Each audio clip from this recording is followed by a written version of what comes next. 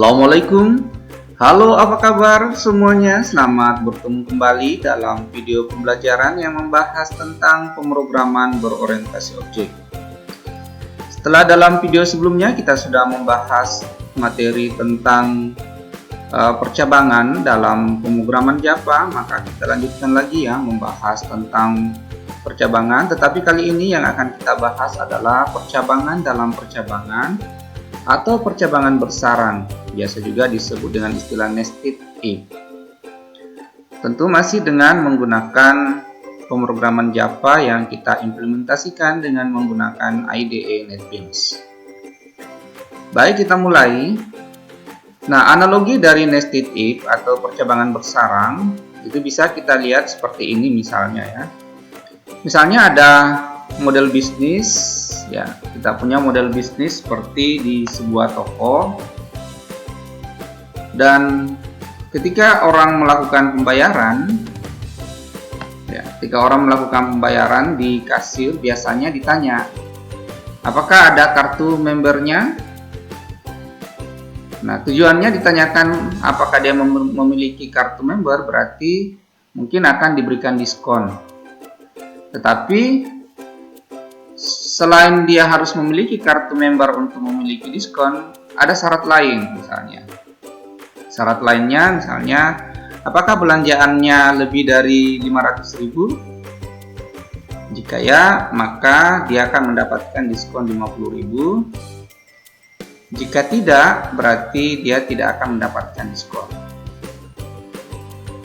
Nah, kemudian ditanya lagi, apakah belanjaannya lebih dari 100.000? Jika ya, maka dia akan mendapatkan diskon 15.000. Jika tidak, berarti dia tidak akan mendapatkan diskon.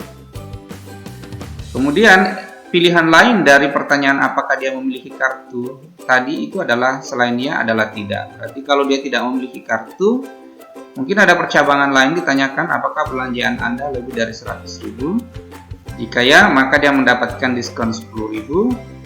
Jika tidak, maka dia tidak mendapatkan diskon. Nah, gimana logika dari percabangan bersarang ini? Apakah Anda bisa paham? Kalau nggak paham, kita lihat lagi flowchartnya ya. Mungkin bisa dengan flowchart kita bisa paham. Nah, misalnya seperti ini tadi. Di decision yang pertama, pertanyaannya adalah apakah Anda punya kartu? Kalau Anda punya kartu, jika ya, maka ditanyakan lagi, apakah belanjaannya lebih besar di atas 100.000? Kalau ya, berarti punya kartu, belanjaannya di atas 100.000, maka dia dapat diskon 15.000. Nanti setelah dapat diskon 15.000, berarti dia menuju ke proses selanjutnya di luar dari decision itu. Kemudian nested if berikutnya atau percabangan lain, yaitu apakah Anda punya kartu? Ya. Kemudian ditanyakan apakah belanjaannya di atas 100.000? Oh, tidak. Misalnya ya, tidak. Maka kalau tidak, ditanyakan lagi apakah belanjaannya di atas 500.000? Oh ya, maka dia dapat diskon 50.000 gitu. Kalau tidak, berarti tidak dapat diskon. Nah, nanti turun ke sini. Nah, selain else dari pertanyaan apakah Anda punya kartu ini, kalau dia tidak, maka dia bertanya apakah belanjaannya di atas 100.000. Jika ya, maka dia dapat diskon 500.000. Jika tidak, berarti dia tidak mendapatkan diskon. Nah, inilah yang kita sebut dengan istilah percabangan dalam percabangan atau nested if. Kenapa disebut percabangan dalam percabangan? Coba kita perhatikan. Dalam decision pertanyaan apakah dia punya kartu, pilihannya kan ada dua, ya dan tidak. Jadi 1 dan 0 di sini. Nah, di dalam pertanyaan apakah dia punya kartu ini, dia tidak bisa langsung dapat diskon. Karena di dalam menentukan diskonnya, selain dia punya kartu, ada dua pilihan lagi. Apakah dia punya belanja di atas 100.000 ataukah dia punya belanja di atas 500.000. Berarti di sini terjadi nested atau percabangan di dalam percabangan. Percabangan yang pertama adalah percabangan memiliki kartu atau tidak, dan percabangan yang kedua adalah jumlah belanjaannya di atas 100.000 atau tidak. Nah, ini seperti ini. Ya, nah, bagaimana? Masih belum paham ya? Oke, mudah-mudahan bisa paham. Kita langsung implementasikan dengan program atau dengan coding supaya bisa lebih paham. Nah, programnya seperti ini. Kita lihat di sini. Seperti biasa, masih dengan menggunakan input scanner, fungsi scanner. Jadi, kita buat dulu variabel belanja, integer, kemudian ada variabel diskon, kemudian ada variabel bayar. Selain itu tadi kan ada pertanyaan punya kartu atau tidak. Nah, jawabannya adalah ya atau tidak. Berarti saya bikin variabel kartu dengan tipe datanya adalah tipe data string. Nah, nanti kita perhatikan bahwa dalam melakukan satu perbandingan decision atau perbandingan logika dengan menggunakan string, maka nanti kita tidak menggunakan operator equals atau net equals. Operator equals itu adalah yang sama dengan 2 kali ini, sedangkan not equals itu adalah tanda seru dan not equals. Karena operator pembanding seperti ini kita bisa gunakan kalau misalnya bilangan yang dibandingkan itu adalah berupa angka atau numerik. Nah, di sini karena yang dibandingkan nanti di variabel kartu itu adalah string, karena pertanyaannya adalah ya dan tidak, maka nanti kita menggunakan perbandingannya dengan menggunakan fungsi ya. Kita pakai fungsi equals atau equal ignore case ya. Perbedaannya nanti kita akan lihat. Nah, setelah itu kita buat variabel referensi objek. Di sini saya gunakan variabel referensi objeknya adalah kata baca dari kelas scanner. Sama seperti biasa, kita sudah sering menggunakan ini dalam membuat variabel referensi objek. Lalu kita membuat perintah inputnya, system out print. Apakah ada kartu membersnya? Gitu. Pertanyaannya ya, berarti nanti inputnya adalah kartu sama dengan baca dari referensi objek baca titik next line. Karena kartu ini bertipe string, jadi kita pakai next line. Berarti nanti yang diinputkan adalah kata ya atau tidak, gitu. Nah, boleh menggunakan huruf besar atau menggunakan huruf kecil kata ya-nya, tidak jadi masalah karena nanti di sini perbandingannya kita menggunakan ini. Ya, kita gunakan equals ignore case. Equal ignore case itu adalah fungsi perbandingan logika yang mengabaikan huruf besar atau huruf kecil. Ignore case. Kalau misalnya dia memperhatikan karakter huruf besar atau kecil saja, maka kita menggunakan equal saja, tidak menggunakan kata ignore case. Nah, kemudian yang selanjutnya diinput adalah total belanjaannya.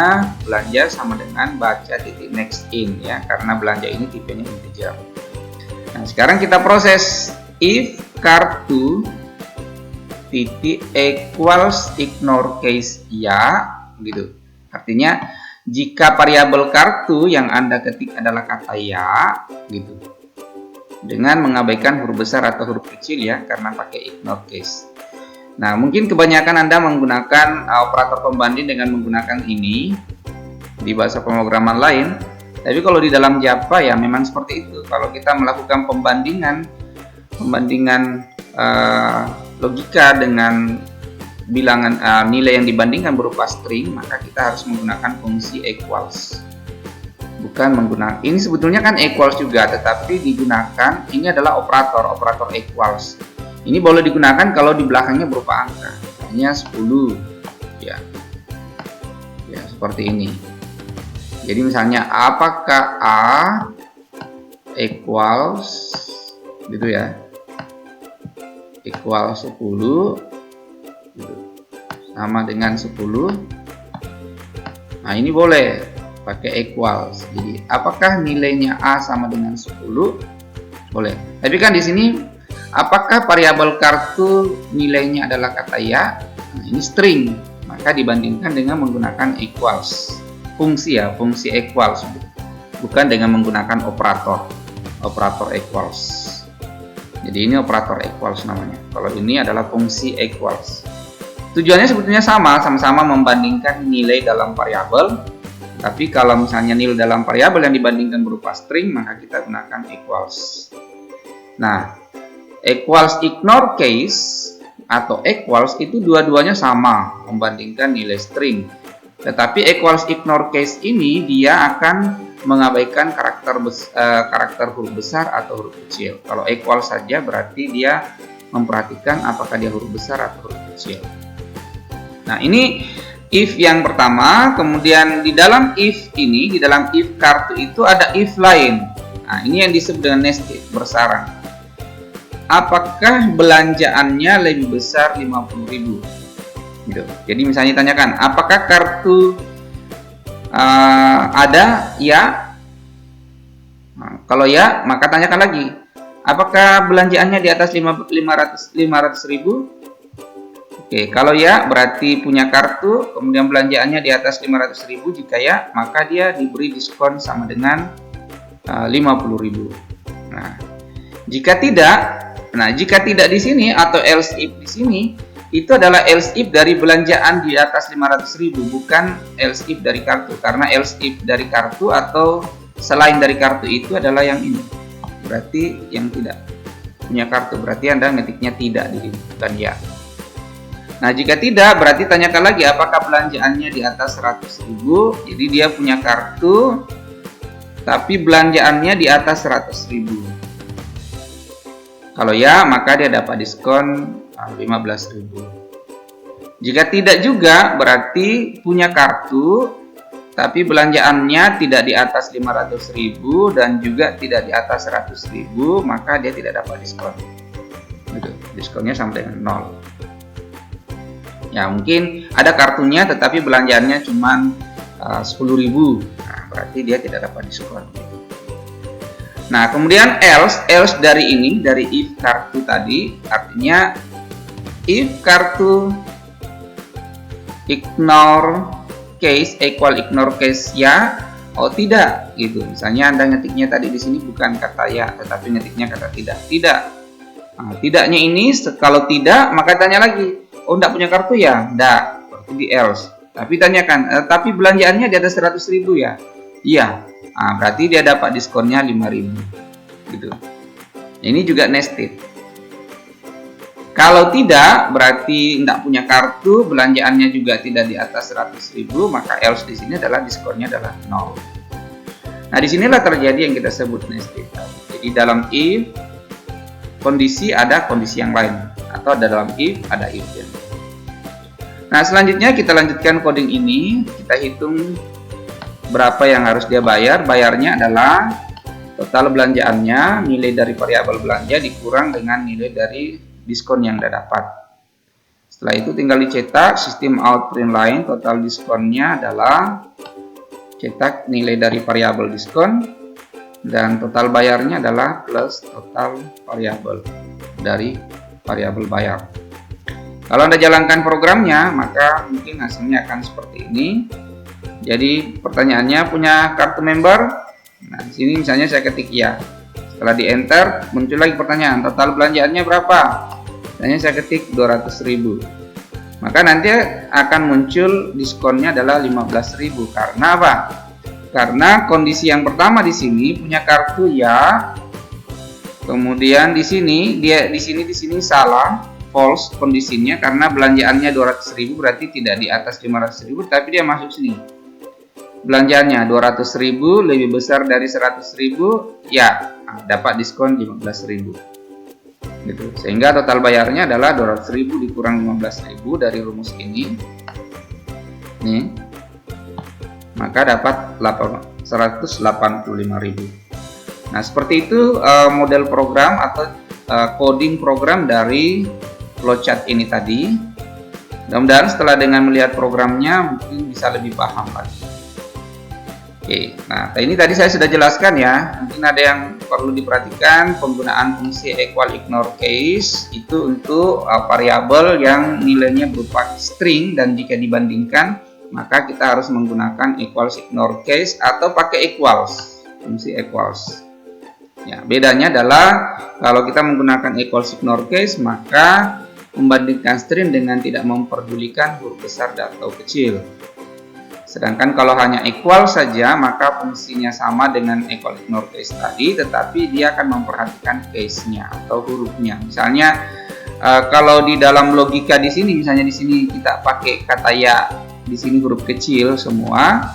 Tapi kalau nanti di sini Anda ketiknya huruf besar semua, misalnya Anda ketik ya seperti ini. Nah, kita pakai huruf besar, ya, ketiknya huruf besar. Nah, ini lain kasus. Kalau kita pakai ignore case, maka ini tetap dianggap benar. Tapi kalau kita menggunakan menggunakan equal saja, maka ini akan dianggap salah. Berarti tetap dianggap masuk di else di sini. Berarti dianggap tidak memiliki kartu. Itu perbedaan dari equals ignore case dengan equals tadi. Nah, kenapa kita tidak menggunakan operator equals dan not equals? Tadi saya sudah jelaskan ya, bahwa ini hanya digunakan untuk pembanding yang berupa numerik. Ya, jadi kalau kita membandingkan nilai string ya, maka kita menggunakan fungsi equal ignore case atau fungsi equals. Tapi kalau kita membandingkan selain string, ya, selain string itu bisa boolean. Boolean itu kan meskipun dia kata true dan false, tetapi true dan false-nya itu bukan string ya, dia tipe data boolean. Maka atau tipe data yang bersifat angka seperti numerik, seperti integer, double, ya, float dan sebagainya, maka operatornya kita gunakan operator pembanding ini juga equals. Kalau ini adalah not equals. Nah, seperti itu. Nah, sekarang bagaimana kalau kita menggunakan operator logika? Operator logika itu ada 3 macam, ada and, or, dan not. Itu sudah pernah kita pelajari ya. Jadi operator logika and ini ya, 2 kali ini. Kalau operator logika or berarti ini. Ya. Kalau not ya tanda seru. Nah, itu and, or, dan not. Silakan dibuka kembali video pembelajarannya yang membahas tentang operator. Mungkin akan bisa dipahami lagi tabel-tabel kebenaran dari operator logika and, or, dan not. Jadi kalau and berarti 2 buah kondisi digabungkan dan logikanya akan dianggap benar kalau kedua kondisinya bernilai benar. Kalau or berarti salah satu dari 2 kondisi benar, maka dia akan dianggap benar kondisinya. Kalau not ini justru sebaliknya. Kalau kondisinya benar, maka dia akan menghasilkan nilai salah. Nah, kita lihat contoh ya. Contoh misalnya kita mau buat program tilang masih dengan menggunakan nested if. Misalnya seperti ini. Jadi saya buat variabel sim dengan tipe data boolean dengan nilai false dan stnk juga variabel boolean dengan nilai true. Misalnya ya. Karena di sini saya tidak menggunakan input tetapi saya gunakan konstanta nilai.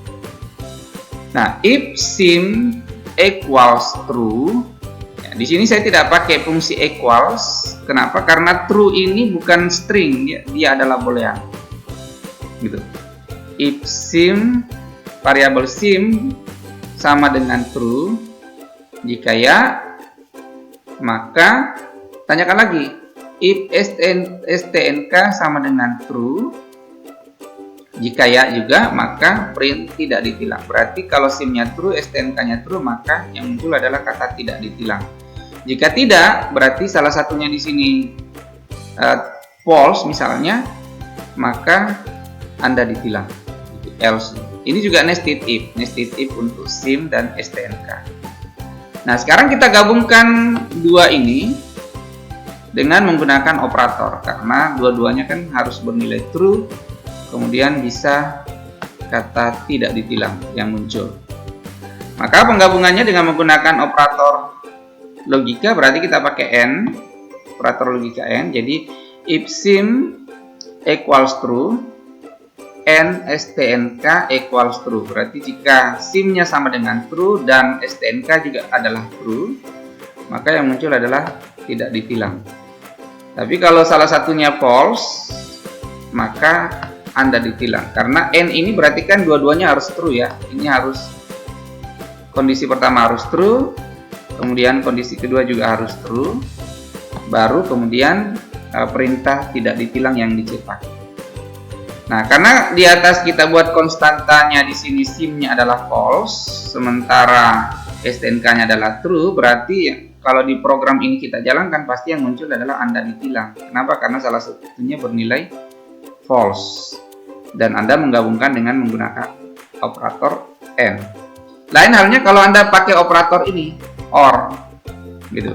Kalau Anda pakai operator OR di sini, maka pasti yang muncul adalah tidak ditilang. Kenapa? Karena satu true, yang satunya adalah false. Di sini kan SIM-nya false, kemudian STNK-nya adalah true. Nah, seperti itu pembahasan kita tentang if bersarang atau nested if. Mudah-mudahan bisa menambah pengetahuan kita tentang penggunaan logika percabangan di dalam pemrograman Java. Jika ada pertanyaan, silahkan ditanyakan melalui kolom komentar dalam video ini atau bisa juga melalui forum grup diskusi kita. Terima kasih. Assalamualaikum warahmatullahi wabarakatuh.